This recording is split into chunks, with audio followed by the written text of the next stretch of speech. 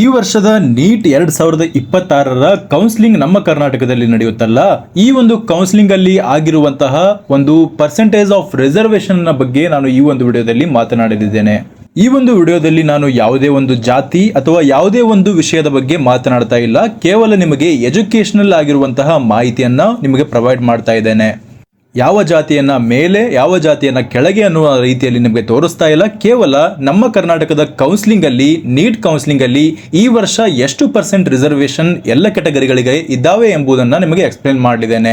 ಕೇವಲ ಈ ಒಂದು ವಿಡಿಯೋ ಎಜುಕೇಶನಲ್ ಪರ್ಪಸ್ ಆಗಿ ನೀವು ನೋಡಬೇಕಾಗಿರುತ್ತೆ. ಆದ್ದರಿಂದ ನಾನು ಮುಂಚಿತವಾಗಿ ಹೇಳ್ತಾ ಇದ್ದೇನೆ, ಇದನ್ನು ನೀವು ಕೇವಲ ಎಜುಕೇಶನಲ್ ಪರ್ಪಸ್ಗಾಗಿ ಈ ಒಂದು ವಿಡಿಯೋನ ಪೂರ್ತಿಯಾಗಿ ನೋಡಬೇಕಾಗುತ್ತೆ.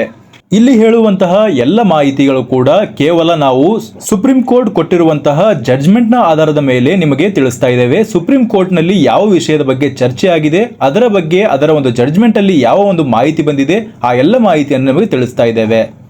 ಅಷ್ಟೇ ಅಲ್ಲದೆ ಕರ್ನಾಟಕದಲ್ಲಿ ನಡೆದಿರುವಂತಹ KCETಯ ಮೊದಲನೇ ರೌಂಡ್ ಅಲ್ಲಿ ಯಾವ ರೀತಿಯ ರಿಸರ್ವೇಶನ್ ಪಾಲಿಸಿಯನ್ನ ಫಾಲೋ ಮಾಡಲಾಗಿತ್ತು, ಎಲ್ಲ ಮಾಹಿತಿಯನ್ನ ಈ ಒಂದು ವಿಡಿಯೋದಲ್ಲಿ ನಾವು ತಿಳಿದುಕೊಳ್ಳೋಣ.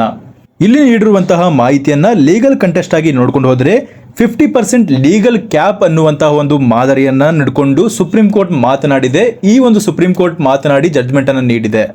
ಈ ಒಂದು ಚೇಂಜಸ್ ಗಳನ್ನ ಮಾಡಿ ಜನರಲ್ ಮೆರಿಟ್ಗೆ 50% ಅಂದ್ರೆ 50% ಅಲ್ಲಿ ಸೀಟ್ ಗಳನ್ನ ಜನರಲ್ ಮೆರಿಟ್ಗೆ ಕೊಡಬೇಕು ಅನ್ನೋದನ್ನ ಈ ಒಂದು ಜಡ್ಜ್ಮೆಂಟ್ ಅಲ್ಲಿ ಬಂದಿದೆ.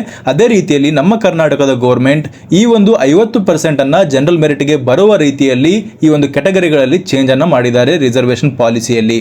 ಹಾಗಾದ್ರೆ ಯಾವ ಚೇಂಜ್ ಗಳನ್ನ ಮಾಡಿದ್ದಾರೆ? ಮೊದಲನೇದಾಗಿ ರಿಸರ್ವೇಶನ್ ಮ್ಯಾಟ್ರಿಕ್ಸ್ ಅನ್ನು ನೋಡ್ಕೊಂಡು ಹೋದ್ರೆ ಜನರಲ್ ಮೆರಿಟ್ಗೆ ಲಾಸ್ಟ್ ಇಯರ್ ಅಲ್ಲಿ 44% ರಿಸರ್ವೇಶನ್ ಪಾಲಿಸಿಯಲ್ಲಿ ಇತ್ತು. 44% ಇರಬಾರ್ದು. ಇದು ಜನರಲ್ ಮೆರಿಟ್ ಅಂದ್ರೆ ಈ ಒಂದು ಕೆಟಗರಿಯಲ್ಲಿ ಎಲ್ಲರೂ ಕೂಡ ಬರ್ತಾರೆ. ಇದು ಕೆಟಗರಿಯೇ ಅಲ್ಲ, ಇದು ಅನ್ರಿಸರ್ವ್ಡ್. ಅಂದ್ರೆ ಇದರಲ್ಲಿ ನಿಮಗೆ ಎಲ್ಲರೂ ಕೂಡ ಪಾರ್ಟಿಸಿಪೇಟ್ ಮಾಡಬಹುದು. ನಾವು SC ಆದ್ರೂ ಆಗಿರ್ಲಿ, ST ಆದ್ರೂ ಆಗಿರ್ಲಿ, 2A 2B ಕ್ಯಾಟಗರಿ 1 ಯಾವುದೇ ಆಗಿರ್ಲಿ, ನಮ್ಮದು ಜನರಲ್ ಮೆರಿಟ್ ಅಲ್ಲಿ ಅಲಾಟ್ ಆಗಬಹುದು ನಮ್ಮ ರ್ಯಾಂಕಿಂಗ್ ಚೆನ್ನಾಗಿದ್ರೆ. ಆದ್ರಿಂದ ಅನ್ರಿಸರ್ವ್ಡ್ ಅಂತ ಕರೀತಾರೆ. ಅನ್ರಿಸರ್ವ್ಡ್ ಅಲ್ಲಿ ಲಾಸ್ಟ್ ಇಯರ್ 44% ಇತ್ತು. ಅದು ಸುಪ್ರೀಂ ಕೋರ್ಟ್ ಇಂಟರ್ಫಿಯರ್ ಆಗಿ 50% ಮಾಡಿದೆ. ಮುಂದುವರೆದು OBC ಕೆಟಗರಿ. OBC ಕೆಟಗರಿಯಲ್ಲಿ ನಮ್ಮ ಕರ್ನಾಟಕದ ಯಾವ ಒಂದು ಕೆಟಗರಿಗಳು ಬರುತ್ತೆ ಅಂದ್ರೆ 2A category, 2B category, 3A 3B ಈ ಎಲ್ಲವೂ ಕೂಡ ನಮ್ಮ ಕರ್ನಾಟಕದ OBCಯಲ್ಲಿ ಬರುತ್ತೆ. ಈ OBCಯ ಪರ್ಸೆಂಟೇಜ್ ಅನ್ನ ಏನು ಚೇಂಜ್ ಮಾಡಿಲ್ಲ. ಈ OBCಯ ಪರ್ಸೆಂಟೇಜ್ ಲಾಸ್ಟ್ ಇಯರ್ ಎಷ್ಟಿತ್ತು 32% ಇತ್ತಲ್ಲ, ಅಷ್ಟೇ ಪರ್ಸೆಂಟ್ ಅನ್ನ ಇಟ್ಟಿದ್ದಾರೆ ಈ ವರ್ಷವೂ ಕೂಡ. ಕೇವಲ ಇಲ್ಲಿ ಚೇಂಜ್ ಆಗಿರೋದು ಯಾರ್ದಂದ್ರೆ SC ಕೆಟಗರಿ ಹಾಗೆ ST ಕೆಟಗರಿಯವರದು ಸ್ವಲ್ಪ ಚೇಂಜ್ ಮಾಡಿದ್ದಾರೆ ರಿಸರ್ವೇಶನ್ ಪಾಲಿಸಿಯಲ್ಲಿ. ಮೊದಲಿಗೆ SC ಕೆಟಗರಿಯಲ್ಲಿ ನೋಡ್ಕೊಂಡು ಹೋದಾಗ SC ಕೆಟಗರಿಯವರದು ಲಾಸ್ಟ್ ಇಯರ್ ಕಂಪೇರ್ ಮಾಡಿದ್ರೆ ಲಾಸ್ಟ್ ಇಯರ್ಗೆ 17% ರಿಸರ್ವೇಶನ್ ಇತ್ತು. ಈ ವರ್ಷ 15% ರಿಸರ್ವೇಶನ್ ಅನ್ನ ಮಾಡಿ ಅಂದ್ರೆ 2% ಅನ್ನ ರೆಡ್ಯೂಸ್ ಮಾಡಿ ಅದನ್ನ 3 ವಿಭಾಗಗಳಾಗಿ ಮಾಡಿದ್ದಾರೆ. SCA, SCB, SCC ಅಂತ ಡಿವೈಡ್ ಮಾಡಿದ್ದಾರೆ. SCA ಅಲ್ಲಿ 5.25 ಹಾಗೆ SCB ಅಲ್ಲಿ 5.25 ಹಾಗೆ SCC ಅಲ್ಲಿ 4.50ಗೆ ಇದನ್ನ ಅಡ್ಜಸ್ಟ್ ಮಾಡಿದ್ದಾರೆ 15% ಅನ್ನ. ಅದರ ಜೊತೆಗೆ ST ಕೆಟಗರಿಯಲ್ಲಿ ಲಾಸ್ಟ್ ಇಯರ್ 7% ರಿಸರ್ವೇಶನ್ ಇತ್ತು. ಈ ವರ್ಷ 3% ರಿಸರ್ವೇಶನ್ ಅನ್ನ ಮಾಡಿದ್ದಾರೆ. ಈ ರೀತಿಯಲ್ಲಿ ಲಾಸ್ಟ್ ಇಯರ್ಗೆ ಕಂಪೇರ್ ಮಾಡಿದ್ರೆ ಈ ವರ್ಷದ ವರ್ಟಿಕಲ್ ರಿಸರ್ವೇಶನ್ ಅನ್ನು ನೋಡಿದ್ರೆ OBC, SC, ST ಮೂರನ್ನು ಕಂಪೇರ್ ಮಾಡಿದ್ರೆ ಲಾಸ್ಟ್ ಇಯರ್ 56% ಇತ್ತು. ಈ ವರ್ಷ 50%ಗೆ ಮಾಡಿದ್ದಾರೆ. ಓವರ್ ಆಲ್ ಆಗಿ 6% ರೆಡ್ಯೂಸ್ ಆಗಿದೆ ಈ ಒಂದು ರಿಸರ್ವೇಶನ್ ಪಾಲಿಸಿಯಲ್ಲಿ. ಹೀಗಾದಾಗ ನಾವೀಗ ಕಟ್ ಆಫ್ ನ ಬಗ್ಗೆ ಮಾತನಾಡೋಣ. ನೀಟ್ ಕಟ್ ಆಫ್ ಅಲ್ಲಿ ಯಾವ ರೀತಿಯ ಬದಲಾವಣೆಗಳು ಆಗಲಿದ್ದಾವೆ ಈ ಒಂದು ಕೆಟಗರಿಗಳಲ್ಲಿ. ಮೊದಲನೇದಾಗಿ GM ಕೆಟಗರಿಯಲ್ಲಿ ಏನಾಗುತ್ತೆ, ಈ ವರ್ಷ ಕಡಿಮೆ ಕಟ್ ಆಫ್ ಹೋಗುತ್ತೆ ಮೊದಲನೇದಾಗಿ ಕಂಪೇರ್ ಮಾಡಿದ್ರೆ. ಯಾಕೆ ಅಂತ ಹೇಳ್ತಾ ಇದ್ದೀನಿ ಅಂದ್ರೆ ಸೀಟ್ಗಳ ಸಂಖ್ಯೆ ಕೂಡ ಜಾಸ್ತಿ ಆಗಿದೆ. ಅಷ್ಟೇ ಅಲ್ಲದೆ ಎಲ್ಲ ಒಂದು ಫ್ಯಾಕ್ಟರ್ಸ್ಗಳನ್ನು ಹಿಡ್ಕೊಂಡ್ರೆ ಈ ಒಂದು ರಿಸರ್ವೇಶನ್ ಪಾಲಿಸಿ ಚೇಂಜ್ ಆಗಿರೋದ್ರಿಂದ GM ಕೆಟಗರಿಯಲ್ಲಿ ಕಡಿಮೆ ಕಟ್ ಆಫ್ ಹೋಗುವಂತ ಸಾಧ್ಯತೆ ಈ ವರ್ಷ ಇದೆ. ಅದಾದ್ಮೇಲೆ OBC ಕೆಟಗರಿಯಲ್ಲಿ ಕೂಡ GM ಕೆಟಗರಿಗೆ ಅನುಗುಣವಾಗಿ ಚೇಂಜ್ ಆಗುವಂತಹ ಈ OBC ಕೆಟಗರಿಗಳು ಕೂಡ ಕಟ್ ಆಫ್ ಅಲ್ಲಿ ಡ್ರಾಪ್ ಆಗಲಿದ್ದಾವೆ. ಅದೇ ಆದ ನಂತರ ನಿಮಗೆ ಕಾಣಿಸುವಂಥದ್ದು SC ಕೆಟಗರಿಯಲ್ಲಿ. SC ಕೆಟಗರಿಯಲ್ಲಿ SCA ಮತ್ತು SCB ಯಲ್ಲಿ ಸ್ವಲ್ಪ ಮಟ್ಟಿಗೆ ಸ್ವಲ್ಪ ಬೆನಿಫಿಟ್ ಇರುವಂಥದ್ದು ಕಾಣಿಸ್ತಾ ಇದೆ. ಹಾಗೆ SCC ಯಲ್ಲಿ ಈ ವರ್ಷ ಈ ಒಂದು ಕಟ್ ಆಫ್ ರೇಂಜ್ ಅನ್ನು ನೋಡ್ಕೊಂಡು ಹೋದ್ರೆ KCETಯಲ್ಲಿ ಕೂಡ ನಾವು ಗಮನಿಸಿದ್ರೆ SCC ಯಲ್ಲಿ ಸ್ವಲ್ಪ ಮಟ್ಟಿಗೆ ಸ್ವಲ್ಪ ಹೈ ಲೆವೆಲ್ ಅಲ್ಲಿ ಕಟ್ ಆಫ್ ನಿಂತುಕೊಳ್ಳುತ್ತೆ SCB ಮತ್ತು SCAಗೆ ಕಂಪೇರ್ ಮಾಡಿದ್ರೆ. ST ಯಲ್ಲಿ ಕೂಡ ಬಹಳಷ್ಟು ಸೀಟ್ಗಳು ರೆಡ್ಯೂಸ್ ಆಗಿದೆ ಈ ವರ್ಷ. ಅಂದ್ರೆ KCET ಒಂದು ಸೀಟ್ ಮ್ಯಾಟ್ರಿಕ್ಸ್ ಅನ್ನು ನೋಡಿದಾಗ ಲಾಸ್ಟ್ ಇಯರ್ ಕಂಪೇರ್ ಮಾಡಿದ್ರೆ ಬಹಳಷ್ಟು ಸೀಟ್ಗಳ ಸಂಖ್ಯೆ ಕಡಿಮೆಯಾಗಿದೆ. ಆದ್ರಿಂದ ಕಟ್ ಆಫ್ ಅಲ್ಲಿ ಹೈ ಲೆವೆಲ್ ST ಕೆಟಗರಿಯಲ್ಲಿ ಕಾಣಿಸ್ತಾ ಇದೆ.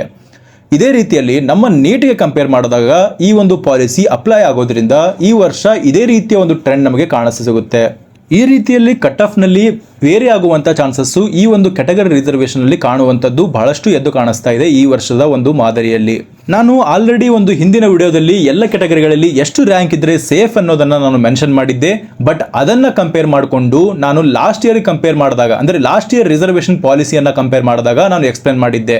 ಆದರೆ ಆ ಒಂದು ರಿಸರ್ವೇಶನ್ ಪಾಲಿಸಿಯ ಈ ವರ್ಷ ಫಾಲೋ ಆಗದೇ ಇರೋ ಕಾರಣ ಕಟ್ ಆಫ್ ಅಲ್ಲಿ ಬಹಳಷ್ಟು ಏರುಪೇರು ಆಗುವಂತ ಸಾಧ್ಯತೆ ಇದೆ.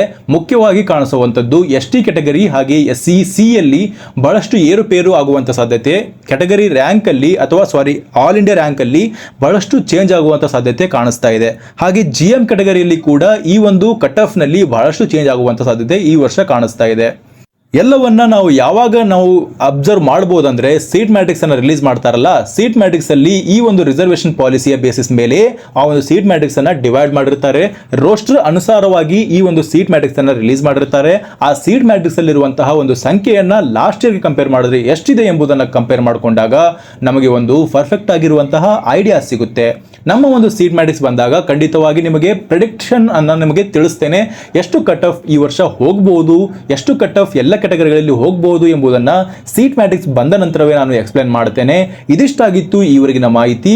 ಈ ಮಾಹಿತಿ ನಿಮಗೆ ಇಷ್ಟವಾಗಿದ್ದರೆ ಚಾನೆಲ್ನ ಸಬ್ಸ್ಕ್ರೈಬ್ ಮಾಡಿಕೊಳ್ಳಿ, ಹಾಗೆ ನಿಮ್ಮ ಫ್ರೆಂಡ್ಸ್ಗಳಿಗೂ ಈ ವಿಷಯವನ್ನ ಶೇರ್ ಮಾಡಿ. ಧನ್ಯವಾದಗಳು.